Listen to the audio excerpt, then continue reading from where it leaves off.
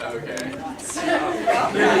Family's party. You know each other. Yeah, I know the Family's Party. Okay. I'm Sen. I'm with the field department. Great. Family's Party. Just want to learn more about this.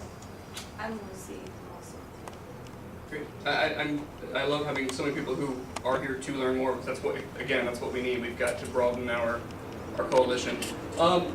I'm just going to throw some stuff out there, and we'll all just sort of weigh in on it. I think that there's a danger right now in our movement of almost seeing the past year as a fad. You know, we had the Equality March, we had even the Milk movie, we had the Prop 8 pop culture, all that was around with people putting the hate whatever on their faces. We had so much around that and the Carrie Prejean thing, everything. I think that and with a year coming up where we're not probably going to have a major fight in terms of hopefully at the ballot, and maybe not even major wins that we had this year.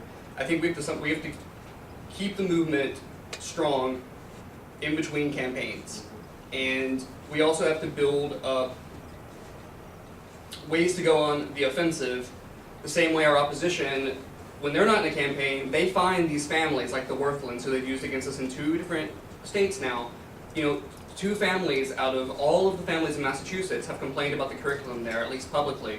You know, we're talking about hundreds of thousands of students who have now gone through Massachusetts public school systems with marriage equality, and they've pinpointed these one in particular, and they put them on the air twice, and they beat them with this. We've got to find these people. We have to find the ones who are on the other end, and we have to have that information so that we can turn to it in whenever our next ballot initiative is and say, they're not the norm, there's this also. So I think we have to find these ways while we are, I don't want to use the word dormant because that's kind of scary, but while we are not in an active battle, I think we have to find opportunities to not only build our coalition, but also to build up an information warehouse. Because in our movement, I mean, knowledge is power everywhere, but in our movement, if you don't have to look for places to get enraged, if you just do the work every day, if you just follow what we see every day, you're going to want to get active because it's just that nasty. It's just that bad.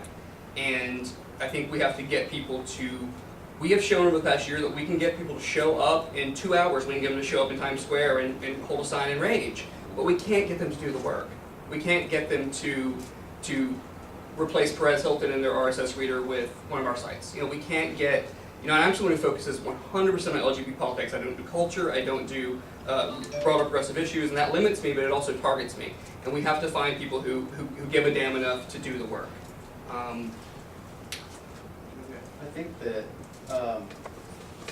one part of building online power, which is what I'm really focusing on, is to build our own infrastructure, I think. I have encountered a lot of, particularly in New York fight, and probably in New Jersey, a lot of we got it.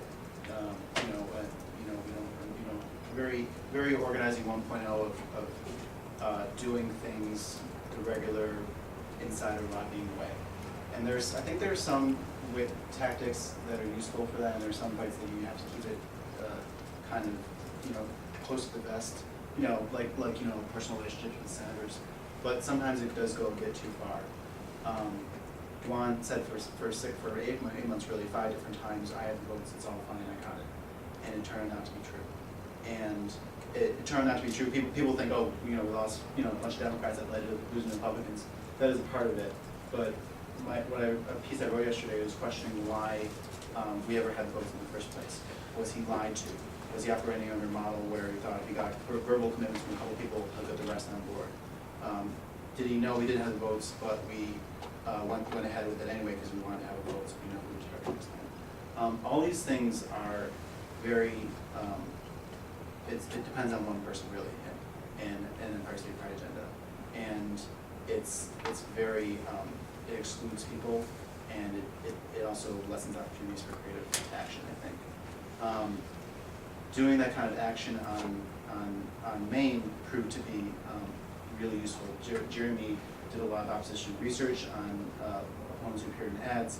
I did a lot of fundraising. We actually had a fantastic relationship with the Maine campaign who wanted to work with the external community, not just to say raise this money, but to actually help us and ask for help and find ways to collaborate and work together. And we haven't seen that, I think, in legislative fights recently, almost at all, entirely. Empire State Pride agenda's whole organizing model was College Center.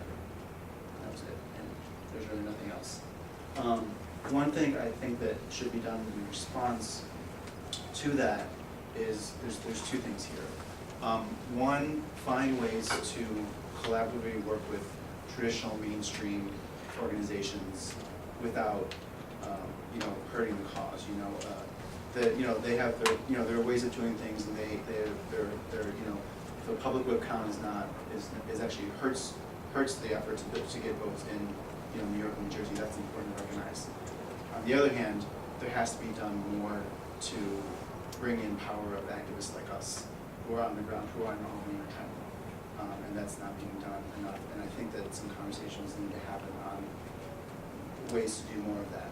The second thing I think is that there are a ton of online blogs, particularly, who don't do any list organizing. There's a lot. I mean, Pam's House Blend. Jeremy maybe doesn't want to do this, but Pam does not have a list. America Blog does not have a list. The Laker Project does not have an email list.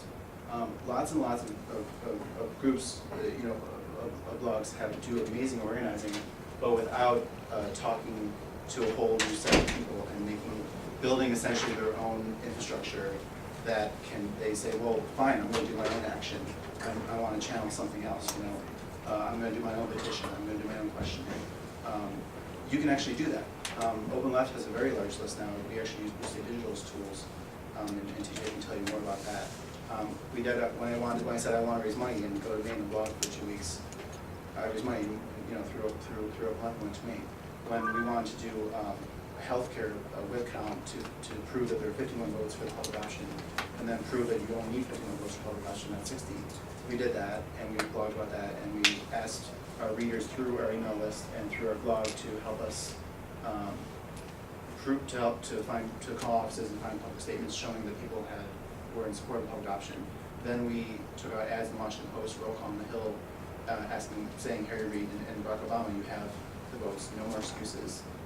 Put a public option in the Senate bill, and it made it into the Senate bill. There's a very step A to step D process, and we would have never been able to do that without our own tools and our own lists. And I think that there's a big opportunity there as well. I wanted to elaborate on what both of you guys said. Jeremy, you talked about first that the next year we probably won't have as many major offline milestones as we did this year, around Milk, Cary, Prejean, Maine, California, New Jersey, New York. Next year, we don't really know what the offline landscape is, and this year, I think a lot of the traditional LGBT organizations took those milestones for granted, and they raised a lot of money off of real-world events, which is exactly, as an online consultant, that's what I tell my clients to do, raise money off of offline events, right? But in the meantime, they weren't actually organizing around those events, they were just using those events as an ATM, essentially. So I don't think that there was effective list building going on throughout the year, and I think next year, without those milestones, organizations are going to have to work a lot harder. And Jeremy, you said that people, it's been hard to find people who are willing to do the work. And what I would say is I think most of our large LGBT organizations haven't asked people to do the work. And I think this speaks totally to the resistance that I've watched Adam encounter repeatedly with these LGBT leaders who are, they do deserve our respect for the countless battles that they've fought and won. But at the same time, many of them have an old school mentality about organizing, and they don't understand organizing 2.0, they don't understand new media. So when people like Adam and I will ask, my dear friend and former boss at Garden State Equality, Stephen Goldstein, Stephen, what can we do to help? What can we do to help? And his answer is like, well, nothing. We have the situation under control. And it's like, well, actually, we could put up a Facebook group. We could create an Act Blue page. Like, there are things that we can do to organize people and bring them in. And too often the attitude is we don't need new people in. Like, we have the situation under control, and then we're having loss after loss after loss.